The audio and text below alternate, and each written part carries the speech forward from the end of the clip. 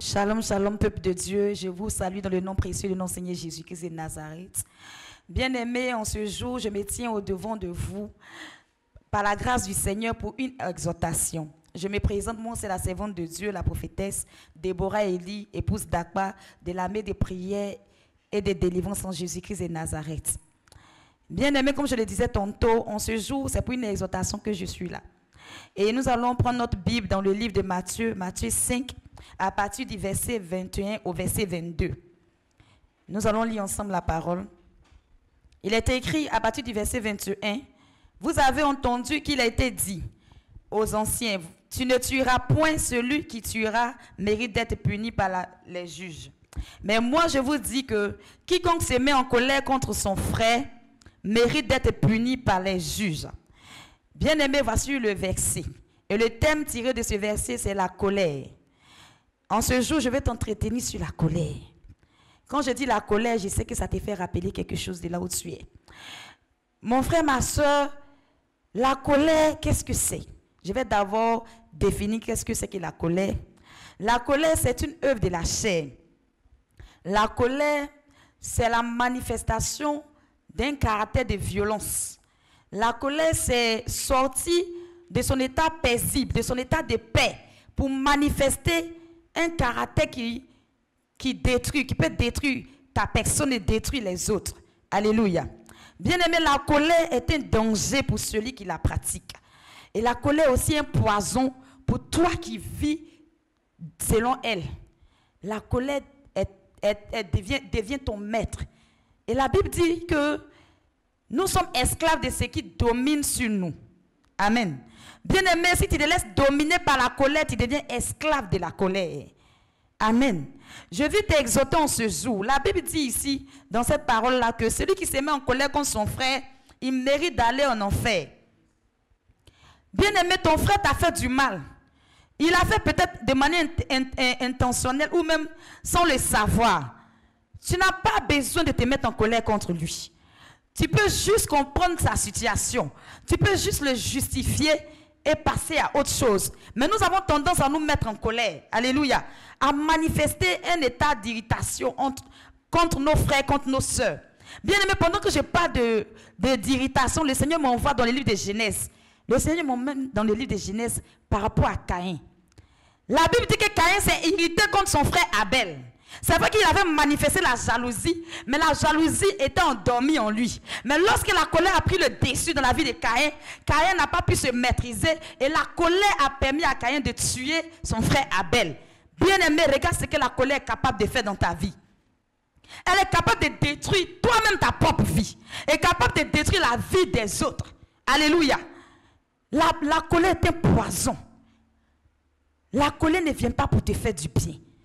Écoute, le diable, sachant que lorsque tu te mets en colère, les esprits peuvent te posséder, les esprits peuvent te manipuler, les esprits peuvent te conduire, te diriger dans le faux, dans le péché. Il fait tout possible pour te mettre en colère. Et toi aussi, ne sachant pas te maîtriser. Pourquoi? Parce que tu es dirigé et conduit par un esprit. Cet esprit, on l'appelle l'esprit de dragon. Tu manifestes chaque fois cette colère-là. Et chaque fois que tu la manifestes, tu vois que tu détruis tout autour de toi. Mais tu n'arrives pas quand même à t'arrêter. Tu n'arrives pas quand même à maîtriser cette colère-là. Pourquoi? Parce que c'est un démon qui est caché derrière elle. Alléluia. Bien-aimés, je voulais aussi que vous sachiez qu'il n'existe pas seulement qu'un seul type de colère, mais il en existe deux types. Pour des enfants de Dieu, pour des personnes qui ont cru au Seigneur, qui ont accepté véritablement Dieu, il existe la colère sainte. La colère sainte, c'est cette colère-là que Jésus-Christ de Nazareth, notre Seigneur, a manifesté dans la Bible lorsqu'il est allé dans le temple et qu'il a tout versé. C'est-à-dire qu'il a tout renversé. Pourquoi? Parce que les gens étaient en train de vendre dans le temple. Et le Seigneur n'était pas content. Il a dit que le temple n'est pas un lieu de vente. C'est pas une caverne de voleurs, mais le temple est un lieu de culte. Le Seigneur s'est mis en colère. Et cette colère qu'il a manifestée là, c'est la colère sainte. Donc un enfant de Dieu peut manifester cette colère. C'est-à-dire, lorsqu'il voit que l'œuvre de Dieu est négligée, lorsqu'il voit que celui qui doit faire quelque chose pour Dieu ne le fait pas, il n'est pas en paix, il sent comme une colère à l'intérieur de lui. Il peut manifester cette colère-là. Ce n'est pas un péché. Mais la colère dont je parle en ce jour, qui est un péché, qui peut te conduire en enfer, c'est cette colère-là que nous avons la tendance à manifester à l'endroit de nos frères, à l'endroit de nos sœurs, à l'endroit de nos semblables. Alléluia. Bien-aimé, quelle est la colère que tu manifestes? Je te pose la question. Est-ce que tu te fâches, tu t'irrites pour les choses de Dieu qui sont mal faites? Ou bien tu te mets en colère, tu te fâches, tu t'irrites parce que ton frère t'a fait quelque chose qui t'a fait mal? Alléluia. Amen, amen. Lorsque Jésus-Christ de Nazareth était en train d'être profané, en train d'être frappé, en train d'être flagellé, il ne s'est pas mis en colère. Alléluia. Il ne s'est pas fâché contre eux. Il ne s'est pas irrité contre eux. La colère démoniaque vient pour faire le mal. La colère démoniaque vient pour détruire ta personne. La colère démoniaque vient pour t'éloigner de Dieu. Toi qui connais le Seigneur. La colère démoniaque, pour toi qui ne connais pas encore le Seigneur, vient pour détruire tout autour de toi. Lorsque le diable sait qu'il y a une bénédiction que Dieu doit te donner, il emmène quelqu'un pour te mettre en colère. Et comme tu n'as pas la maîtrise de la chose, comme tu n'as pas encore compris les choses spirituelles, tu tombes dans le piège de Satan et tu perds cette bénédiction-là. Alléluia.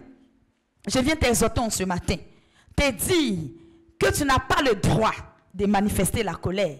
Et si tu vois que tu manifestes la colère sans cesse, la colère est devenue ta seconde nature, tu n'arrives pas à te maîtriser, tu n'arrives pas à t'apaiser face à une situation de colère ou d'irritation, bien aimé, tu n'as pas la maîtrise de soi, tu as besoin d'une délivrance. Alléluia.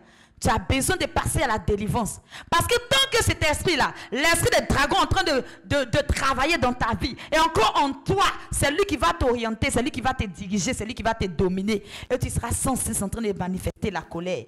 Mais lorsque tu seras délivré de cet esprit bien-aimé, la colère démoniaque ne sera plus dans ta vie, mais c'est la colère sainte maintenant que tu vas manifester. Lorsque tu vas voir les choses de Dieu, ton cœur va s'attrister. Les choses de Dieu qui sont mal faites, les gens qui négligent la présence de Dieu, tu seras irrité, tu ne seras pas en paix en toi-même et tu te sentiras obligé de parler. Alléluia. C'est en cela que le Seigneur nous appelle. Là où tu es chez toi, si tu as tout fait, tu as beau prier, tu as beau jeûner, il n'y a pas encore de paix dans ton cœur. Et que c'est la colère qui est là toujours à se manifester, à te contrôler, à te conduire. Bien-aimé, je t'invite à venir faire ta délivrance. Je t'invite à passer à la délivrance. Lorsque tu viendras et que tu es sincère et que tu n'aimes pas cet état de colère que tu manifestes, le Seigneur te déchargera. Alléluia. Le Saint-Esprit te libérera. C'est pourquoi je t'exhorte à venir faire ta délivrance, toi qui es encore esclave de la colère. Et toi qui n'es pas esclave de la colère, mais qui manifeste la colère par moment, je t'exhorte à demander au Saint-Esprit de te communiquer la maîtrise de soi. Alléluia. La maîtrise de soi. Quand tu seras en train de prier et demander à Dieu de t'accorder la maîtrise de soi, tu verras que la colère n'aura plus de place dans ta vie.